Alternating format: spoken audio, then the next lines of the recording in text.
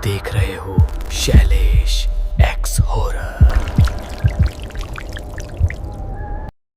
नमस्कार दोस्तों, मैं हूं शैलेश और आप देख रहे हैं शैलेश एक्स हॉरर। तो चलिए दोस्तों, आज की इस कहानी को शुरू करते हैं। उस रात जो मैंने अपनी आंखों से देखा था, अगर मैं खुद उस जगह मौजूद न होता तो शायद कभी यकीन ही नहीं करता कि इंसान के शरीर में कुछ और भी नाच सकता है, कुछ ऐसा जो जिंदा नहीं होता। यह घटना पिछले साल की है, जब मैं अपने दोस्त दीपक के गांव गया था। गांव छोटा था, लेकिन वहां की एक बात बहुत अजीब थी। हर कोई शाम होते ही अपने घरों का दरवाजा बंद कर लेता था। मैंने सोचा होगा कोई जंगली जानवर वगैरह का डर, लेकिन जब मैंने दीपक से पूछा तो उसने हंसकर बात टाल दी। बस इतना बोला, रात को बाहर मत निकलना, खासकर पुराने शमशान की तरफ तो बिल्कुल भी नहीं जाना। उसकी आंखों में एक पल के लिए जो डर दिखा, वो मुझे रात भर सोने नहीं दे पाया। अगली रात करीब 11 बजे अचानक मेरी नींद खुल गई।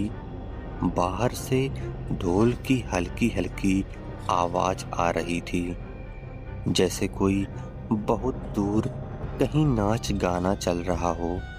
पहले तो मैंने सोचा कि गांव में कोई शादी होगी, लेकिन दीपक के घर में सब गहरी नींद में थे।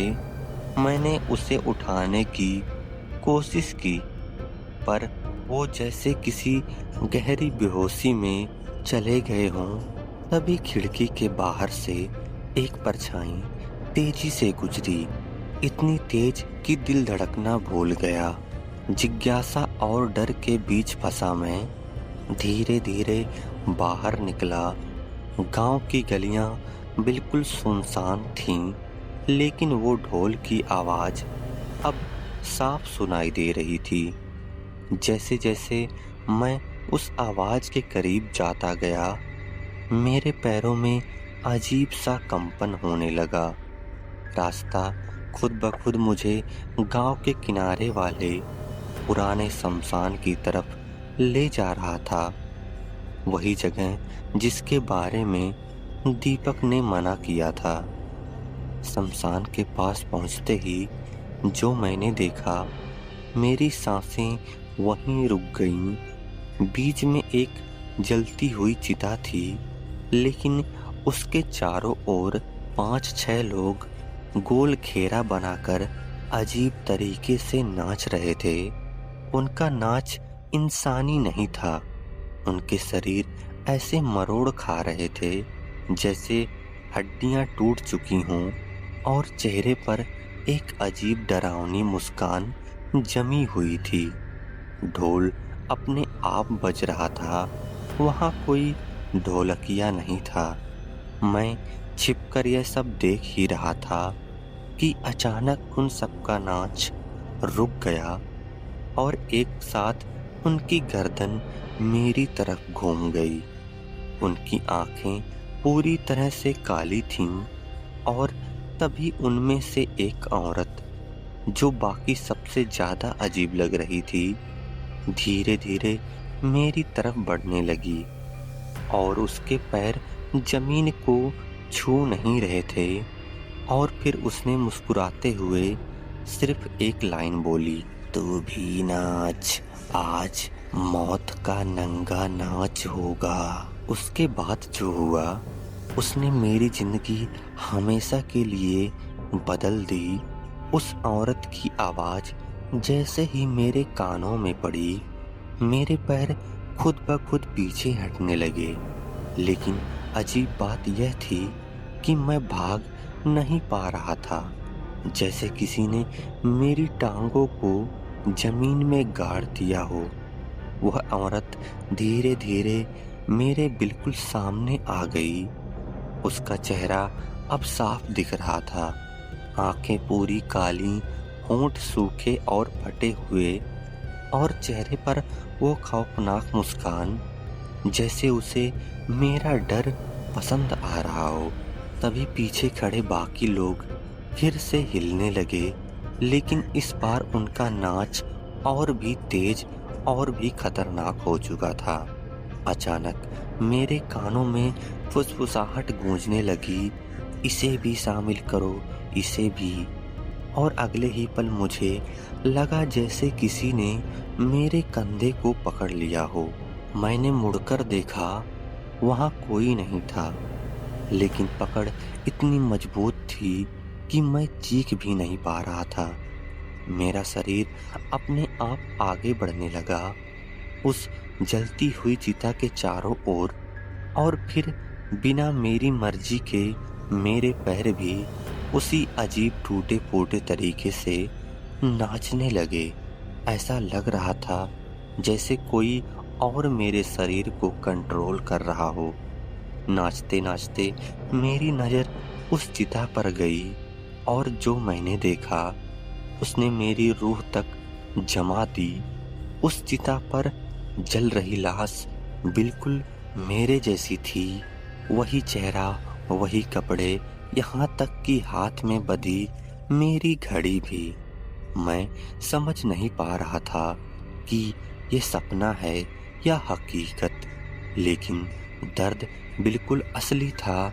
हर बार जब मेरा शरीर मरोड़ खाता, ऐसा लगता जैसे मेरी हड्डियां सच में टूट रही हूं।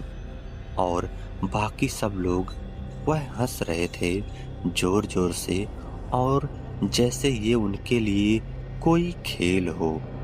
तभी वो औरत मेरे बिल्कुल करीब आ गई और मेरे कान में धीरे से बोली, यह शमशान है। यहाँ जो एक बार आता है वह वापस नहीं जाता, बस उसका शरीर जाता है, आत्मा यहीं रह जाती है और हर अमावस को मौत का नंगा नाच करती है। उसकी बात खत्म होते ही मुझे एक जोर का झटका लगा और मैं सीधे उस चिता के पास गिर पड़ा। मेरी आंखें खुद ब खुद बंद होने लगीं और आखिरी बार मैंने देखा वह सब मेरे चारों तरफ खड़े थे और एक साथ बोल रहे थे, अब ये भी हमारा है। सुबह जब मेरी आंख खुली तो मैं गांव के बाहर सड़क के किनारे पड़ा था। दीपक और कुछ गांव वाले मेरे ऊपर पानी डाल रहे थे। उन्होंने बताया कि मुझे रात को शमशान के पास बेहोश पड़ा पाया गया, लेकिन असली डर तो तब लगा जब मैंने अपने शरीर को देखा।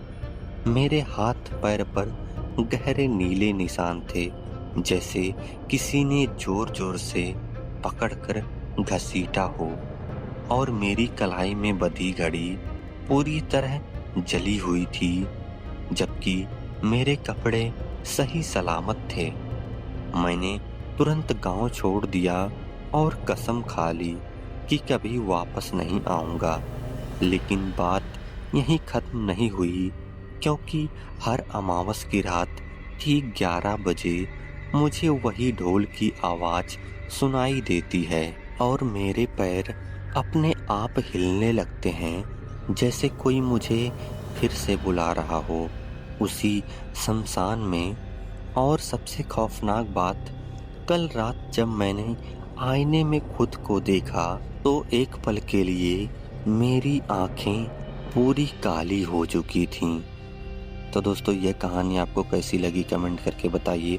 अगर यह कहानी आपको पसंद आई हो तो मेरे वीडियो को लाइक और चैनल को सब्सक्राइब जरूर कर लीजिएगा। तो चलिए कल मिलते हैं किसी नए खौफनाक हॉरर स्टोरी के साथ।